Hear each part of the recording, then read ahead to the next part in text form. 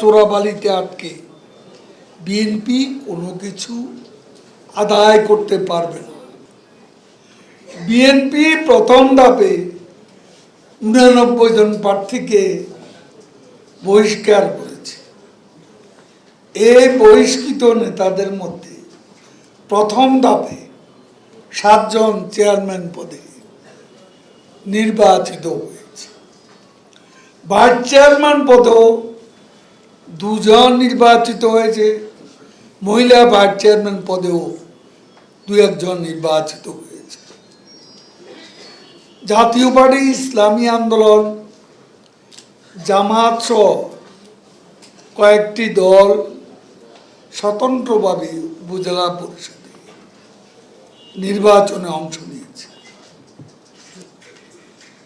BNP vote বর্জনের আহ্বানকে দলের নেতা কর্মীরাই প্রত্যাখ্যান করে ইলেকশন করেছে অনেকে, এবং এই সিদ্ধান্তকে বিজ্ঞানগুষ্ট দেখিয়ে নির্বাচনে অংশগ্রহণ করেছে।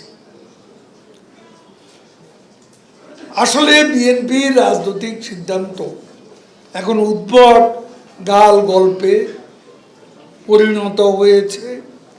দলে কেউ কারো কথা শোনে না, কেউ কাউকে মানে না।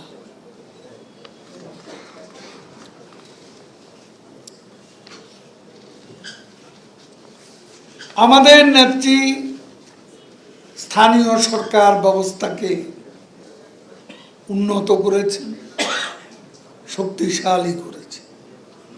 গ্রামীণ অর্থনীতি অতীতের তুলনায় আরো গতিশীল, সমৃদ্ধ হয়েছে। গ্রামগুলোকে বাংলাদেশে এখন শহর মনে হয়। বঙ্গবন্ধু কন্যা শেখ হাসিনার সরকারের সময় স্থানীয় নির্বাচনগুলো সুষ্ঠুভাবে অনুষ্ঠিত হচ্ছে। নির্বাচনে যে রুটিন ওয়ার্ক, সময় মতো নির্বাচন, এত বিরোধিতা, এত ষড়যন্ত্রের মধ্যে